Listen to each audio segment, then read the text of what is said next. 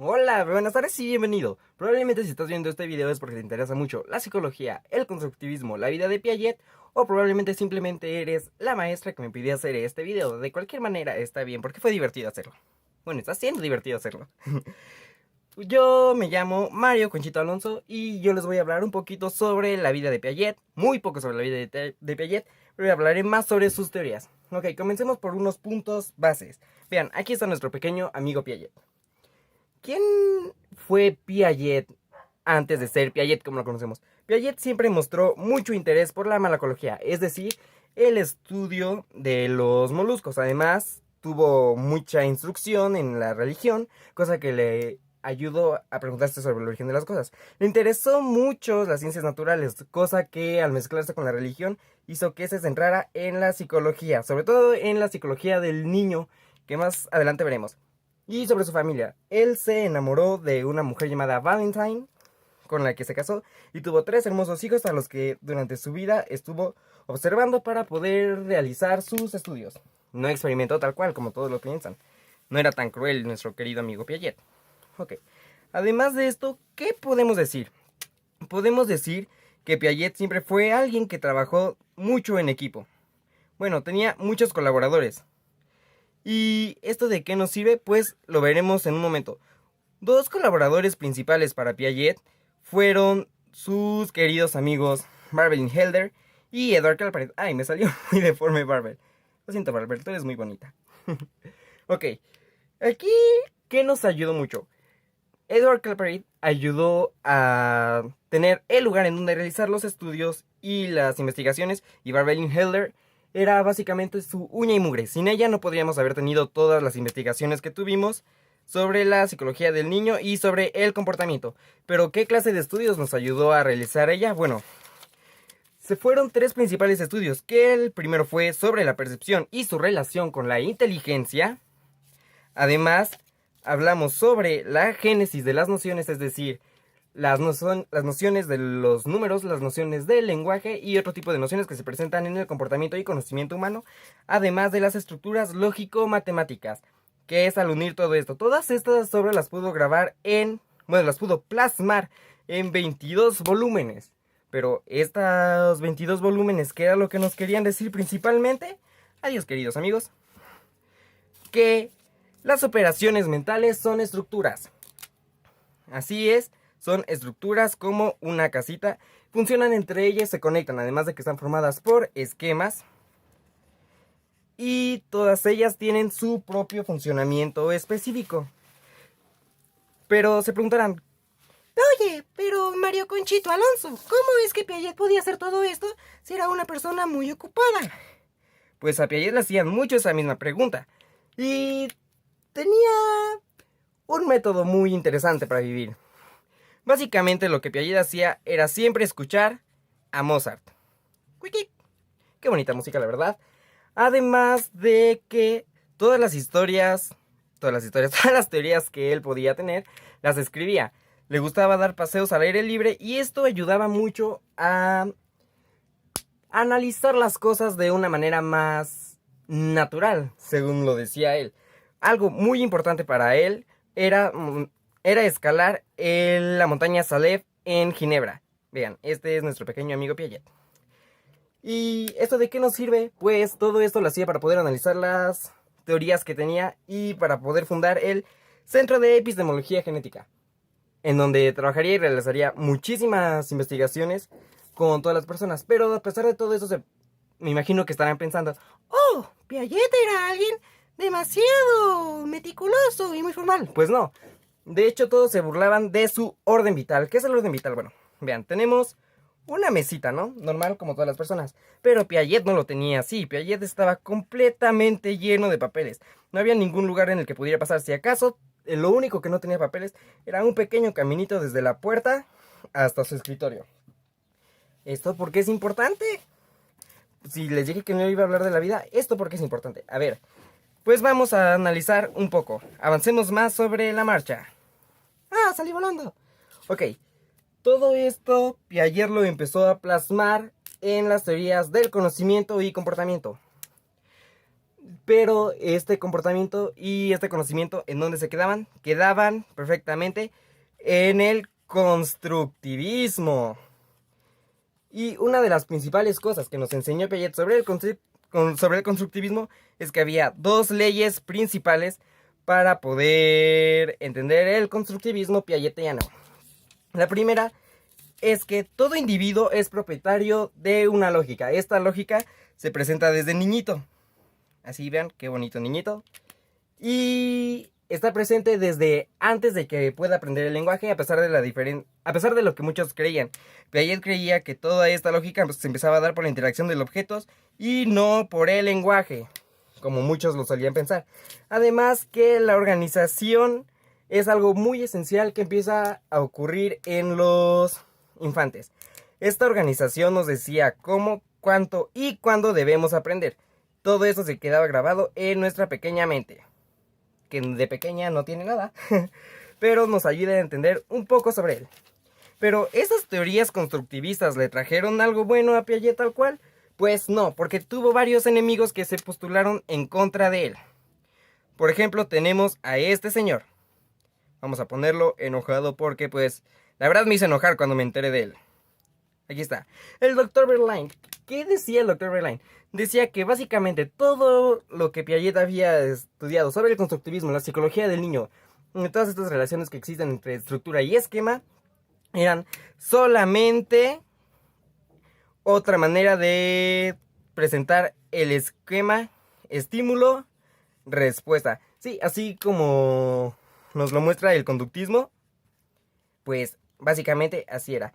Pero Piaget decía que no, todo esto, ¿por qué no? ¿Cómo intentaba explicarlo el Dr. Verlaine? Bueno, el Dr. Verlaine decía que podías hacer que un niñito pensara que un gatito era un perro.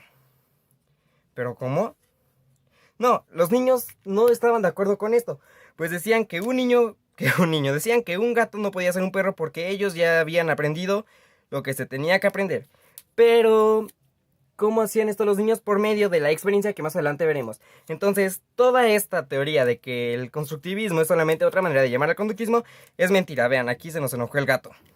Censurado. Ok, ¿qué más podemos decir? Como ya mencioné, Piaget siempre estuvo trabajando demasiado con colaboradores. Así como nos diría un pequeño amigo... como nos diría un pequeño amigo nuestro ya muy conocido, Ohana. Pero en el caso de Piaget, Ohana no significa familia, sino que Ohana significa colaboradores. Bueno, ahora hablando sobre las cosas que Piaget pudo descubrir.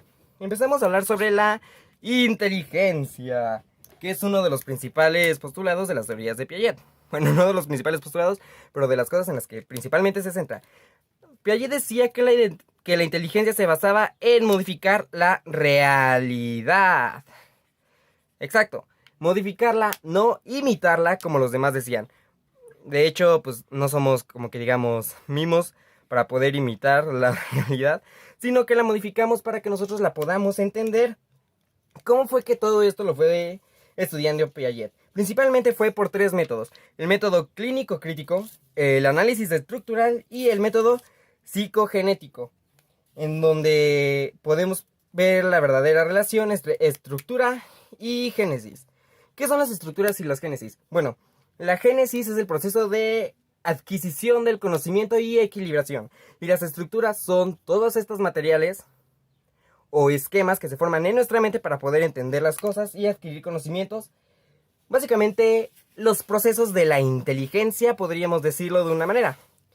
Pero también decía que dependían una de la otra y que no eran independientes entre ellas.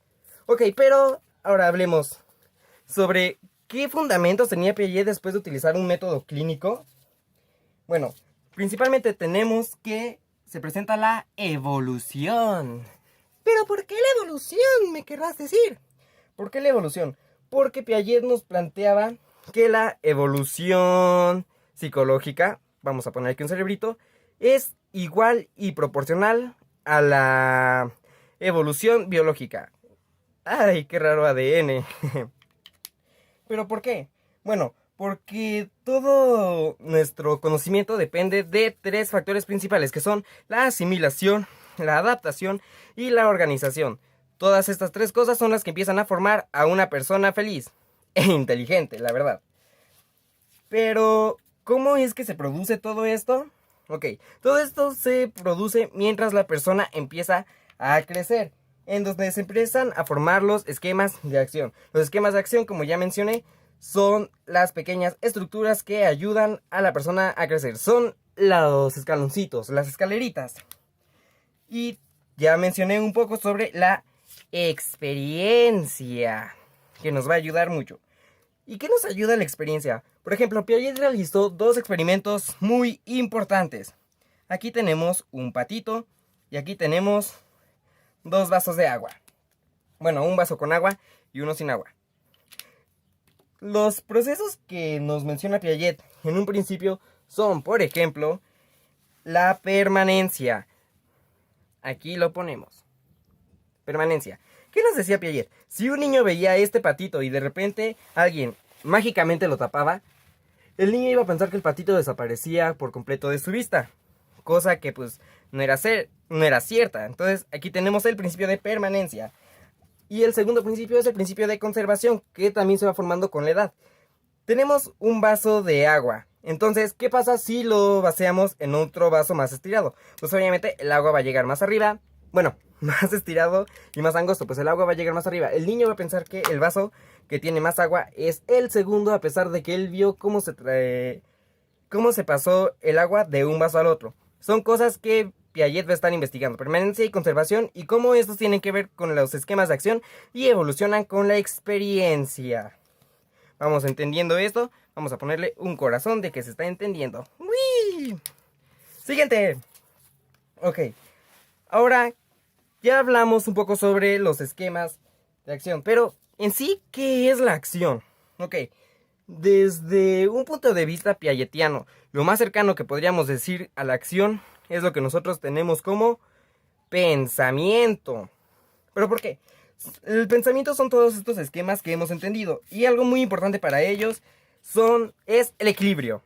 El equilibrio no es un proceso, el proceso es la equilibración. Pero aquí lo que nos interesa entender es el equilibrio. ¿Por qué? Porque el equilibrio puede ser de dos maneras. Puede ser variable e invariable. Uno se mantiene a lo largo de la vida y otro se va transformando. Uno nos ayuda a adquirir experiencias y el otro simplemente se va adaptando a las experiencias que estamos adquiriendo.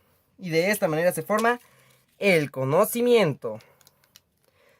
Es básicamente una pequeña cadena. El equilibrio es el proceso que nos ayuda a evolucionar cuando hay equilibrio, desequilibrio y reequilibrio. Estos pueden ser invariantes o variables y estos nos ayudan a que nuestro cerebro vaya... Bueno, no a que nuestro cerebro vaya, a que nuestras capacidades de conocimiento vayan en aumento. Ok, pero ya tenemos el conocimiento.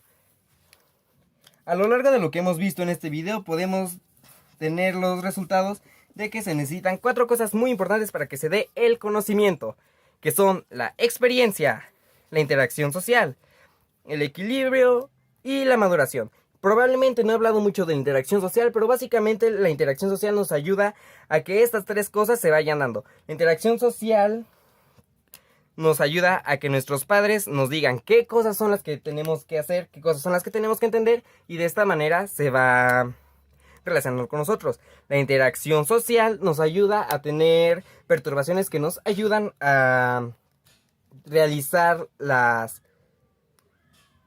encontrar el equilibrio que necesitamos. Y finalmente la maduración, pues, esa está muy clara. Entonces no creo que se tenga que explicar. ¡Fiu! Adiós. ¡Ah! No se fue.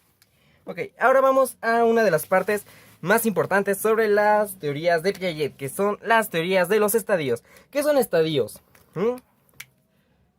Probablemente hemos escuchado mucho este tema si estamos dentro de psicología, pero lo hemos manejado mal. El estadio no es una etapa tal cual, sino son, una etapa de edad específica, sino que son varias etapas no definidas, porque las edades pueden variar, como lo dice Piaget, en los que se da la maduración afectiva, la maduración psicológica y la maduración motriz o motora, como prefieran decirlo. Qué raro sale en mi cerebro. Bueno, pero ¿qué son los estadios? Ya dije. Entonces, ¿cuáles son los estadios que nos propone Piaget? El primero es el estadio sensorio-motriz de los 0 a los 2 años, en los cuales tenemos los efectos de reflejo, vamos a tener aquí un niño y aquí pongamos un espejo en donde el niño se ve para ponerlo más claro. Es el momento en el que el niño empieza a aprender sobre sus movimientos. Así. ¿Cómo se empieza a dar esto? De la manera en que el niño empieza a chupar las cosas. Vamos a poner que esto es un ese cosa, se me olvidó su nombre. De la manera en que las empieza a agarrar como una cucharita y de la manera en la que empieza a observar su mundo. Piaget nos dice que es un mundo que el niño puede chupar, tocar y observar. Entonces de esta manera empieza a conocer sus movimientos y se empieza a formar el yo motor del niño. El segundo estadio, olvidé decir que es de los 0 a los 2 años. El segundo estadio es sobre la inteligencia representativa preoperatoria, que es un estadio sobre la maduración psicológica. Este se da entre los 2 a los 6 o 7 años. Como mencioné, las edades no son muy específicas porque pueden variar entre las edades. Aquí lo que se empieza a dar es la presencia del lenguaje. Pero el lenguaje en general, como puede ser el lenguaje oral, el lenguaje escrito, y aquí es la famosa etapa que probablemente todos los padres han odiado, la etapa del ¿por qué? Es cuando el niño empieza a desarrollar toda su curiosidad y quiere conocer sobre el mundo que le empieza a rodear, pero todavía no tiene las estructuras específicas para poder comprender todo el mundo. Es decir, el niño puede entender que hay un perrito, que el perrito se llama Max. Probablemente el niño cuando vea otro perrito, ¡uy!, le va a decir también Max. Empieza a desarrollar empieza a conocer las palabras y las empieza a simbolizar, que eso es algo muy importante. Empieza a simbolizar los objetos y los empieza a centrar en un objeto. Pero no logra separarlos de un todo. Para él todos siguen siendo un Max. Un perro y un Max es algo... es lo mismo. Entonces, pasamos a la siguiente etapa. ¡Ay! Se me fue el estadio. Que es la etapa de las operaciones concretas. El anterior hablaba sobre operaciones que se daban, pero no de una manera tan concreta. Aquí ya tenemos que está el aprendizaje del lenguaje, pero el niño... pero el niño aún depende enteramente de poder ver las cosas para poder realizar las operaciones. Es decir, a un niño no le puedes decir ¿qué rectángulo es más chico? Si el niño no lo está viendo. ¿Se entiende? Espero que sí. Ok, pero ¿por qué no se marca como parte del mismo estadio anterior? Porque aquí ya se empieza a hacer un uso. Además, aquí se empieza a desarrollar mucho el afecto. Empiezan a cambiar. Aquí se pierde se pierde el respeto tal cual. Y se da como respeto mutuo. Ahí. Es decir, me respetas, sí te respeto. Entonces empieza a cambiar y a ver esta evolución afectiva de la que había hablado anteriormente. Y finalmente el último estadio es de operaciones formales, que se da de entre los 10, 11 años en adelante, que es en donde el niño ya es completamente funcional. Bueno, no completamente funcional, pero ya básicamente es una persona que tiene inteligencia, es capaz de adquirir conocimiento y las estructuras están formadas. Es decir, el niño ya logró escalar toda la escalerita para poder adquirir conocimiento. Ya tenemos un niño inteligente y que es capaz de lograr todo lo que se le ocurra de acuerdo a su inteligencia. Probablemente esto quede muy resumido porque, pues, la verdad Piaget es alguien que realizó demasiados estudios y tiene muchísimas cosas para resumirlas solamente en un video de 3 a 5 minutos. Pero podemos decir que eso es básicamente un resumen, un Piaget para principiantes. Gracias por ver.